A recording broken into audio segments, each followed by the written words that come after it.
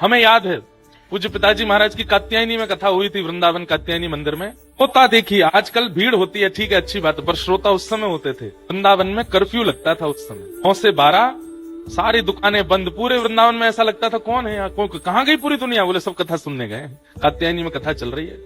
12 बजे लोग बाग वहां से छूटते, दुकानदार अपनी दुकान खोलते, प्रसाद आदि पाते, थोड़ी देर के लिए चहल पहल रहती। 3:30 बजे फिर वृंदावन बंद पूरा। सब कहाँ गए, बोले कात्यायनी कथा सुनने गए 3:30 से। और ऐसी अद्भुत कथा, वो एकमात्र ऐसी कथा है जिसकी लिखित में कम से कम 5 लाख से अधिक कैसेटें बिकी हैं लिखित में। वो ऐसी कथा हुई पिताजी की, इतने लोगों ने श्रवण करी। अब तो पायरेसी फिर होने लगी, फिर उसके बाद ये सोशल मीडिया आ गया। ऐसी अद्भुत कथा पूज्य गुरुदेव भगवान की।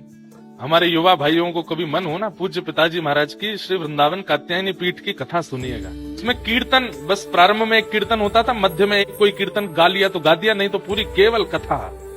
आद्योपांत श्रीमद् भागवत प्रथम से और 12 स्कंद तक पूरी कथा है। और ऐसी अद्भुत कथा है।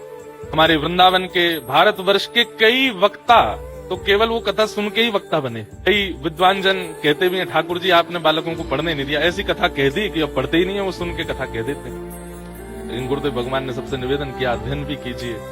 अध्ययन करने से वो प्राप्त होगा जो सुना भी नहीं होगा। सुन करके कथा करोगे तो वही मिलेगा जो सुना होगा। स्वाध्याय आवश्यक है।